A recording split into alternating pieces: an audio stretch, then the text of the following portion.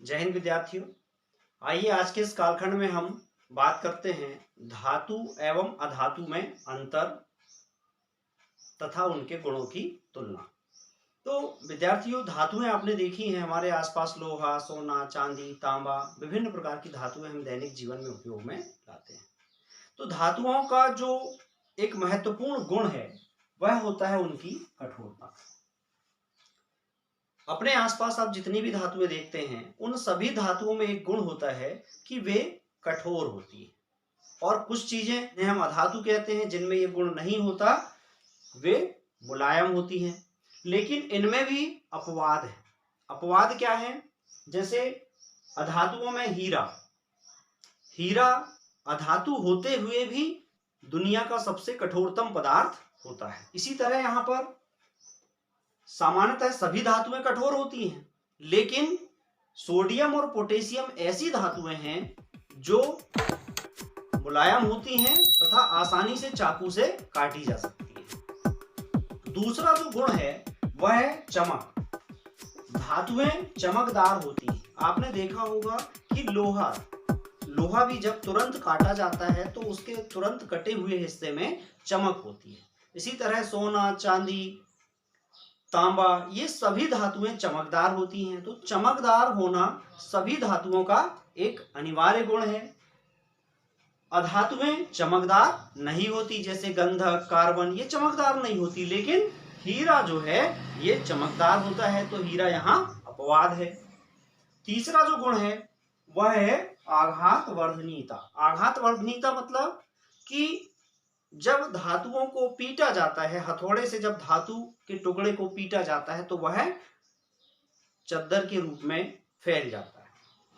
तो सभी धातुओं में आघात वर्धनीयता का गुण होता है, अर्थात उनको पीटकर चादर बनाया जा सकता है। आपने देखा होगा कि जो भोजन को पैक करने वाली एल्यूमिनियम फाइल होती है, एल्यूमिनियम फाइल जिसमें कि भोज्य पदार्थ लपेट कर रखे जाते हैं, उसी तरह आप देखिए कि दवाइयां जिन पन्नियों में पैक की जाती हैं उनमें भी एल्यूमिनियम का प्रयोग होता है। इसके अलावा मिठाइयों पर लगने वाला जो चांदी का वर्क, वह वर्क भी चांदी को पीट पीट कर बनाया जाता है। तो इस प्रकार धातुओं को पीट कर चादर बनाई जा सकती है। इस गुण को कहते हैं आघात वर्धनीयता। लेकिन अधातुओं में ऐसा आघात वर्धनीयता का गुण नहीं होता। जब आप धातुओं को पीटते हो तो वे कैसी होती हैं? बिखर जाती हैं, यानी भंगुर होती हैं।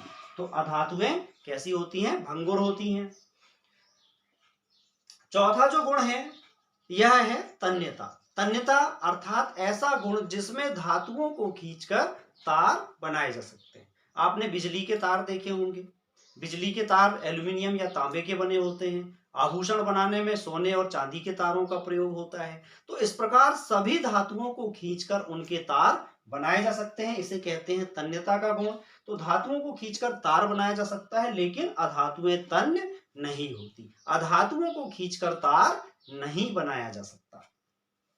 अगला जो गुण है वह है चालकता। आपने देखा होगा कि बिजली के जो तार होते हैं वो एल्यूमिनियम या तांबे के बने होते हैं। इसी तरह आभूषण बनाने में सोने और चांदी के तारों का प्रयोग होता है।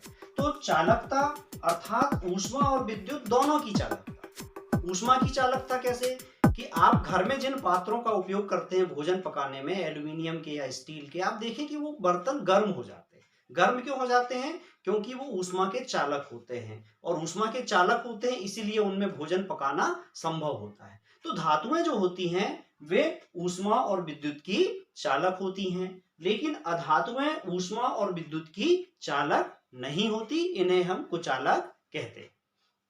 लेकिन अधातुओं में एक अपवाद है, ग्रेफाइट। ग्रेफाइट यानी पेंसिल की लीड। पेंसिल की लीड अधातु होते हुए भी विद्युत की चालक होती है। तो कभी भी पेंसिल को बिजली के प्लग में सीधे प्रवेश नहीं कराना चाहिए। अगला जो गुण है वह है ध्वनिकता।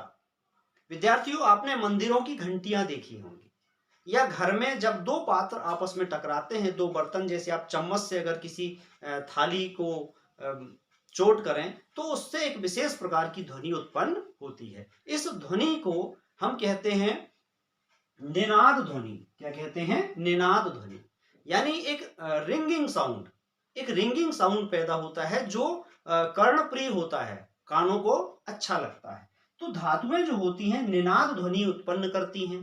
धातु में ध्वनिकता का गुण नहीं होता है। अधातुओं को आप आपस में टकराओगे तो आपको मधुर आवाज नहीं सुनाई देगी। अगला जो गुण है वह है अवस्था।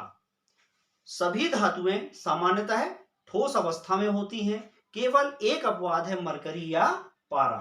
पारा ये सामान्य ताप पर द्रव अवस्था में होता है। इसके अलावा सारी धातुएं जो होती हैं ठोस अवस्था में होती हैं।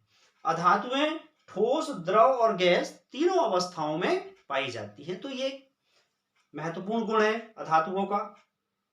उदाहरण देख लें, धातुएं कौन कौन सी होती हैं हमारे आसपास? सोना, चांदी, तांबा, एल्यूमिनियम, सोडियम, मैग्नीशियम। इस प्रकार बहुत सारी धातुएं हैं जिनका हम दैनिक जीवन में प्रयोग करते हैं। अधातुओं में सल्फर यानी गंधक, कार्बन, ऑक्सीजन, ऑक्सीजन गैसीय अवस्था में होता है। इसी तरह ब्रोमीन द्रव अवस्था में होता है, आयोडीन ठोस अवस्था में होता है। तो इस प्रकार अधातुएं जो होती हैं ये ठोस, द्रव और गैस तीनों अवस्थाओं में होती है। तो विद्यार्थियों, आज के इस कालखंड में हमने धातु और अधातुओं के भौतिक गुणों के बारे में जाना। हम अपने अगले कालखंड में इनके रासायनिक गुणों के आधार पर अंतर का अध्ययन करेंगे। तब तक के लिए नमस्कार, जय हिंद।